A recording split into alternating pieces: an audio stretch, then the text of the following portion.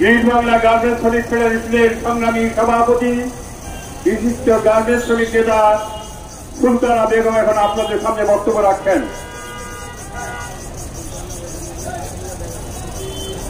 Asia Florence কর্তৃক আয়োজিত মিয়ানমারের শ্রমিকদের উপর নিপীড়ন নির্যাতনের সংহতি জানিয়ে বাংলাদেশের পক্ষ থেকে 10টি শ্রমিক সংগঠনের নেতৃবৃন্দরা আজকে এখানে দাঁড়িয়েছে।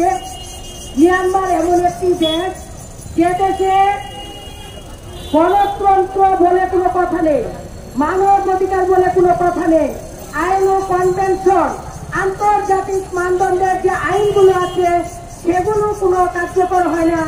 সেই দেশের সামরিক বাহিনীরা যে নিপীড়ন গণহত্যা মানুষের উপর নির্বিচারভাবে চালিয়েছে তাদেরই প্রতিবাদে তাদের পক্ষে বাংলাদেশের প্রধানমন্ত্রী শেখ হাসিনাকে আমি বলতে চাই যে জাতিসংঘের কাছে একটি স্মারকলিপি দিয়ে এই গণহত্যা কিভাবে বন্ধ করা যায় সেই একটা পদক্ষেপ নেওয়ার জন্য।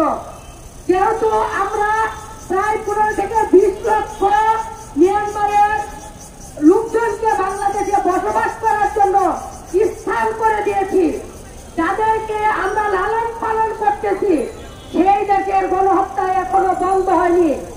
আমরা সেই এম্বাসিতে গেলেও তারা ভিসা প্রসেসিং এ এতটাই যে তারা কঠিন করে সেটা আমরা জানি এই মিয়ানমারের এম্বাসিতে। আমরা তাই বলতে চাই এই শ্রমিকদের উপর নিপীড়ন, ট্রেড ইউনিয়নের নেতাদের উপর নিপীড়ন এগুলো দ্রুত বন্ধ করা হোক। এটা আমি আমাদের দেশের প্রধানমন্ত্রীর কাছে দাবি করতে চাই, যাতে বিশ্বব্যাপী সে এটার একটা পদক্ষেপ নেয়, সেই পদক্ষেপের কথা দাবি করতে চাই।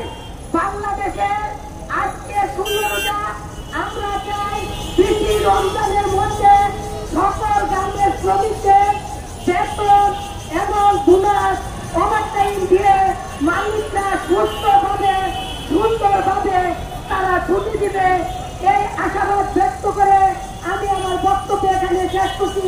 সকল নেতৃবৃন্দকে সংগ্রামী শুভেচ্ছা।